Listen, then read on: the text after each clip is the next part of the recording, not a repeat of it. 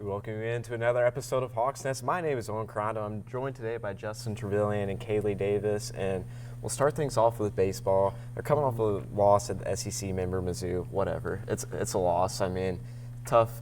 SEC opponents are tough, and when you look at it, it's whatever. It doesn't matter in conference play, but this weekend, another non-conference series. Well, the first non-conference series really, as conference play has opened up.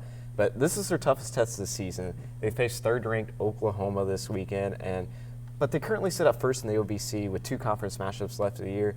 Justin, what does this series kind of mean for the Redhawks? Well, Owen, it doesn't mean a whole lot. I mean, these guys just need to go out there and have some fun. I mean, playing the number 3 ranked team in the nation is going to be tough. Obviously, you go in there with the mentality, hey, we're going to come in here, we're going to beat these guys.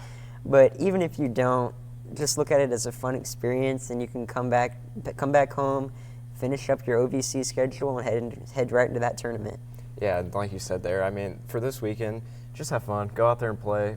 Just play relax. I mean, there's not much pressure. You don't really go in expecting to win these games, but you have that mindset of, okay, maybe if we can take one, maybe we can take two, and then that can kind of carry on throughout the series. But they're going to see the best velocity that they've seen all year this weekend, and really, when it comes down to it, just go out there, have fun, no pressure. But moving on to softball, they're kind of on a downhill slide right now. I mean, they played SIU last weekend on the road, and they got swept. I mean, SIU was 7 in the conference, and that kind of put them right at that 4th place mark with Austin Peay, who's right on their heels with only one more OVC loss. But depending on the other scores in the OVC this weekend, I mean, they can only climb into 3rd place, and they could potentially see themselves falling when they welcome in OVC leader Belmont this weekend. But Kaylee, how important is this weekend series?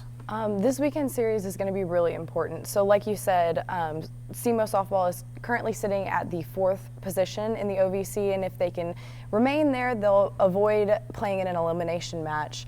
And then moving on to their games against Murray or Belmont, either game is going to be a huge game. It's their second game in the tournament, and they really need to win.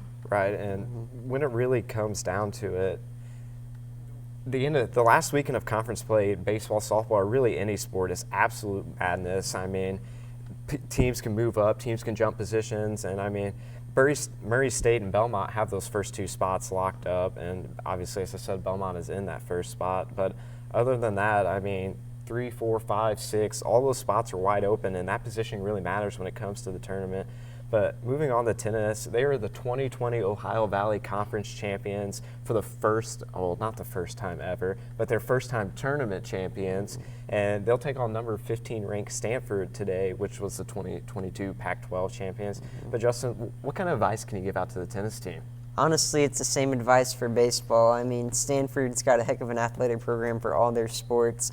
So again, just go out there, have some fun, enjoy that California sunshine, and just try to win your match and move on. And I think that's about all we have for today. But before we send this one out, Kaylee, who's your special shout-out for this weekend? My special shout-out is going to be track and field. Congratulations to y'all for wrapping up your regular season. And for me personally, I'm going to give a shout-out to all of you who have been with us through this semester and with me for the past 2 semesters, really, and just watching the show and continuing to support us. But that'll be all for this week's edition of Hawks Nest and the last edition of the semester. So thank you all for watching.